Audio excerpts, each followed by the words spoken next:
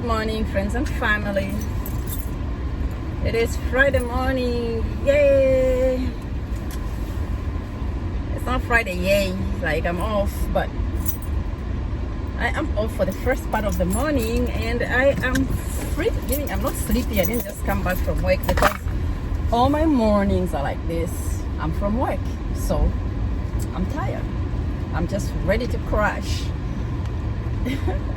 and start another day, another cycle. But this morning I'm fresh because Thursday nights I'm off and I wake up rejuvenated, ready to go and do my thing. Yeah, the creative juices flow better when you are rested. Talking about rest, and the Bible says, and on the seventh day God rested. After creating the whole world, on the seventh day he rested. And of course we call the seventh day the holy day. Holy day, like that's the day we go to worship, we do all those religious things and stuff like that. And honestly, I've always thought that what we call our seventh day, which is the day of worship, is really, to me, it looks like a work day. We wake up early, fasting, dress up children, dress up ourselves, get our Bibles, and just be in top gear. We argue, we have arguments as couples and as families. We get upset at children who don't want to go to church, or family members who really don't want to fit into that cycle. Sundays are stressful days. And you get in your cars and you have to get to church early, you have to clean up, you have to prepare the church building, put everything in place. God forbid if your church has got a lot of activities, then you have a lot of things to do. So Sundays are really not rest days as far as I'm concerned when it comes to the Christian community or to being a Christian or doing Christianity. They are stressful days. Sunday to me always used to be just like another work day. So when I worked at another company in Zambia where I had to work Monday through Saturday, like even if you worked Saturday half day, I really felt deprived, like I didn't have the day off. And Sunday I had to go to church, so I took Sundays as my day off. A lot of times then I wouldn't go to church. Of course, it always becomes an issue if you don't go to church, but my job wanted me to work all those days. It was just a level of commitment that we have for our jobs that we can't even help. And so, over the years, I have embraced a thinking and a religious philosophy, not just a religious philosophy, but a relationship with God, which puts me in a place of worship every day and all the time, no matter where I am. Because I realize that I may not be able to go to church. Like in the past 2 years, I have been working. I have been working and going to school. It was so hectic. Sundays were the only days I had, and often Sunday evenings I would work, and Sunday mornings I would be coming back from working on Saturdays because I had to work weekends since I went to school the whole week. So I worked Friday, I worked Saturday, and I worked Sundays, but not every Sunday. Some Sundays I worked, then I picked another day during the week that I had to work. So I would start working from, say, Thursdays. I work Thursdays,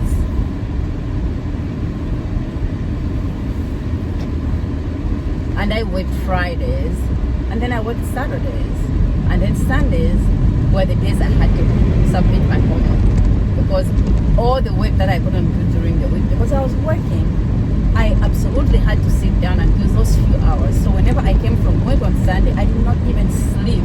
I just sat down. Sometimes I would stop at the gas station because it was a little bit more quiet there, and just sit in those days before COVID, just sit there, do my homework, finish, and then get back on course and come home and sleep and do whatever I had to do in the house. So it became a great issue. If honestly, going to church did make me a Christian. I have not been much of a Christian in the past few years, and there have been many years. But then I realized I'm not a Christian because I go to church. I'm not a Christian because I go into the house of worship. I am a Christian because I live a life of worship. I am a Christian because I have prepared and consecrated my heart for God to inhabit my being, for God to be made alive in me. It means that my heart is stayed on Him.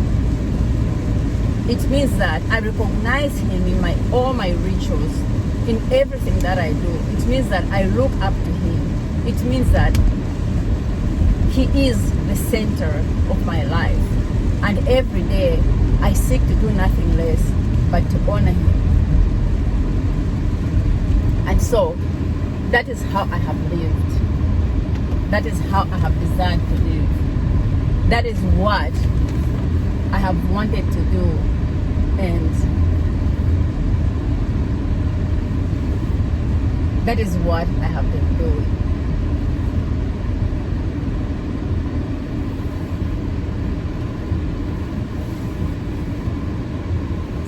What time do these guys open?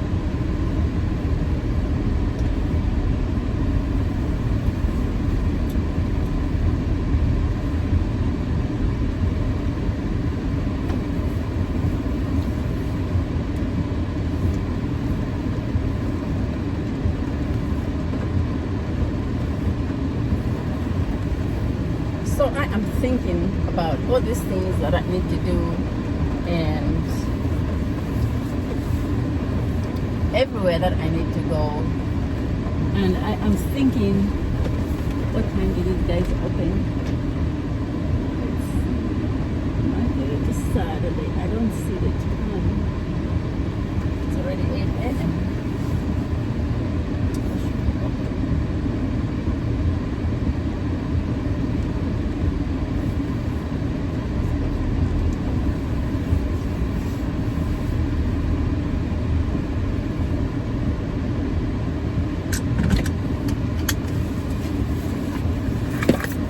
So I am embracing that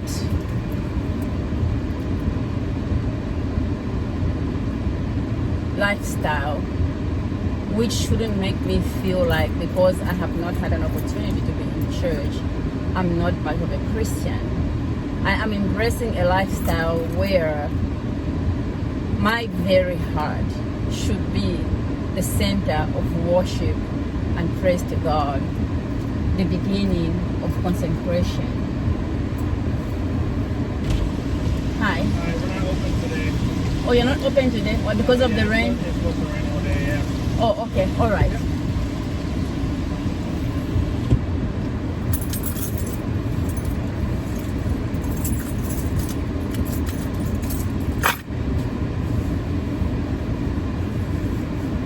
So they're not open today because of the rain. I came to the car wash, so let me just show you.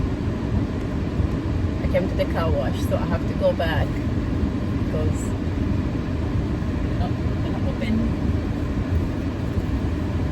I have to go back. That's okay. So I have to do this again, probably next week. Which is okay. It's fine by me. I just go home and work on my work on the house and clean up because it's raining. It's been raining all night. It's very unusual. We don't normally have this kind of rain here in Florida, but today, oh well, it's been raining since last night. been raining a whole lot. It's okay. Cools us up. Already has been pretty warm, but then, well, the cold has just started. You know, honestly, we're going into winter, and it's just gonna get colder.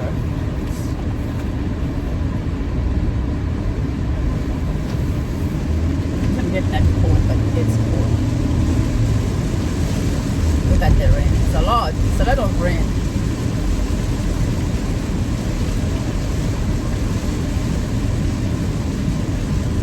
My wipers are working overtime.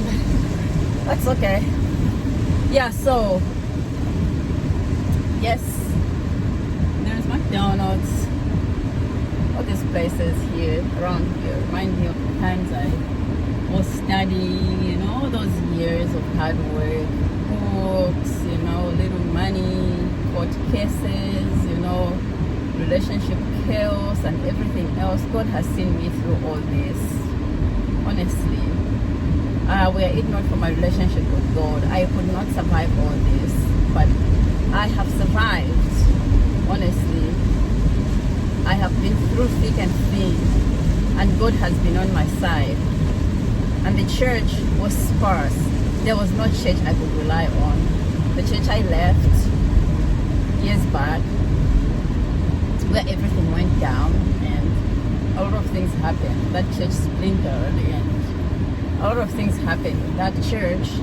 And the church I belonged to, that I could never fully belong to simply because of my circumstances, going to work, dropping off my kids everywhere else. The people I associated with who were Christians, people who let me down in so many ways, and I don't blame them. Honestly, my journey here, my life, as I was taught and prepared, I was supposed to be in isolation, to be taught by God, and God has taught me His faithfulness. Like, it's simply like that. So I used to call myself set apart. Well, set apart for Christ. That's what I used to call myself, and still set apart. And people, when you get a name for yourself, be prepared for the meaning of that name. Set apart. When you are set apart for treatment, both good and bad. And honestly, we cannot be sharpened. We cannot become that which we are supposed to be without us going through that refining fire. And when I talk about the refining fire, I am creating an allegory of what happens when we want to purify metals. We get dirt and put it in a furnace and burn it at the highest level of heat that we can possibly expose those things to, and expect to burn out the elements that are finer. So the finer elements are the ones that remain after withstanding the highest heat. Those are the metals that we appreciate so much. The gold, the silver, the diamonds, they remain after all the chaff has been burned out, like the wooden things, the rotten stuff, and all the things that don't matter. When they've been burned out, then we have the precious things that we can embrace. The things that we can call gold, the things that we can call diamond, the very things. And you know, don't think that diamonds and all these precious metals are just used for rings that you can put on your hand, or jewelry that you can wear and show off to the world that you have money to buy precious metals and maintain that you have all this value. No. I discovered those are the metals which are used to create powerful machinery. You know, the really precision equipment that we use maybe in mining industries and in all these engineering companies where we need heavy machinery that can withstand a lot of pressure, like huge, immense amounts of pressure. That's the kind of metal we need, and that is what all these metals are used for. So they are traded, and we have machinery that we can rely on. Like, I mean, if you're going to fly a plane, you're going to be on a plane, you have to be sure it is the kind of stuff that is going to withstand the pressure, the atmospheric pressure that is up there, the speeds at which planes fly. And you know, like all these, like now we have a lot of spaceships going up into going up into space, you know, the kind of heat that they have to face, just burning up, going up and coming down. It's incredible. So you need precious metals. And so for precious metals to be created, they have been refined. They have been burned. Like every single impurity has been removed, and you only remain with the real thing. And that's what I call myself, set apart. Well, I did not know about the purifying fires. Maybe I saw an end in it. Like I'm set apart to worship God, to serve Him and to accomplish His purposes, to do His will and to do wonderful things in this life and in this earth while I'm still alive. I did not know what embracing that kind of vision was.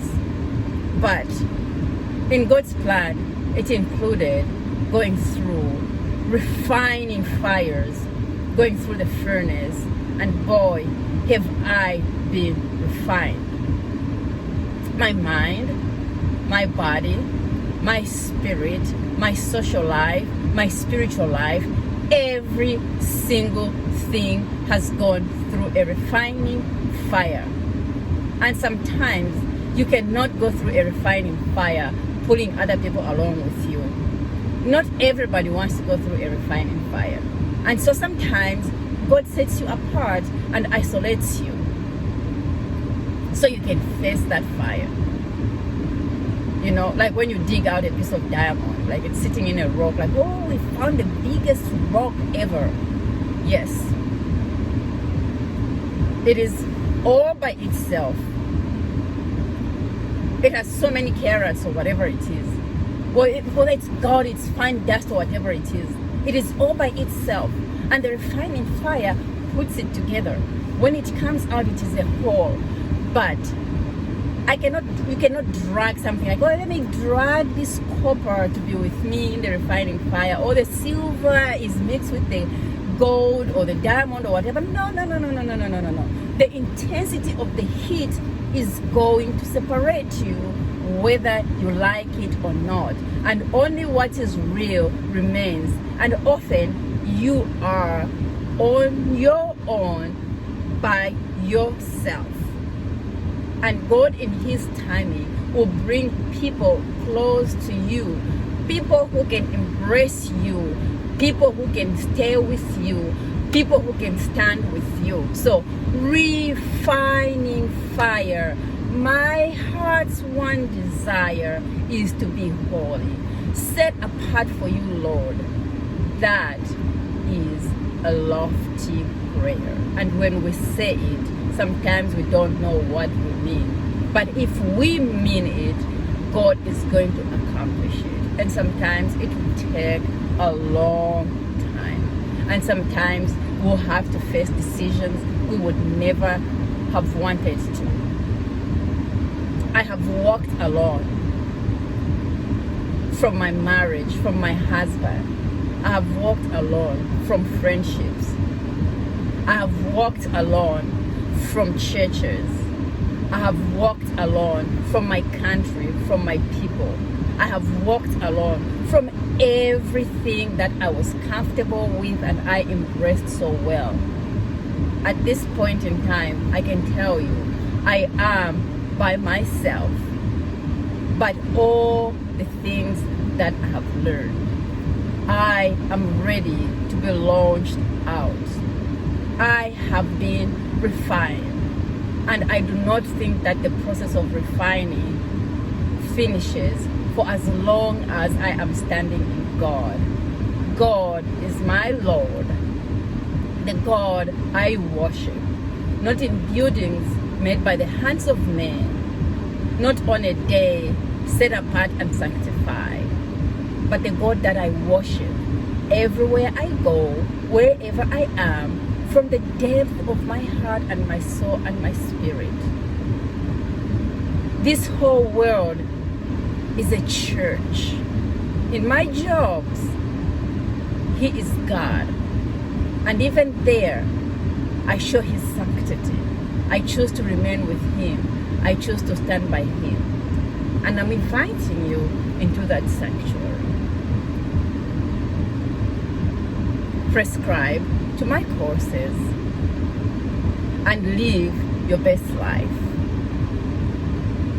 from inside out, spiritually, physically, mentally, morally, academically, every way that you can embrace. Welcome to Set Apart Series.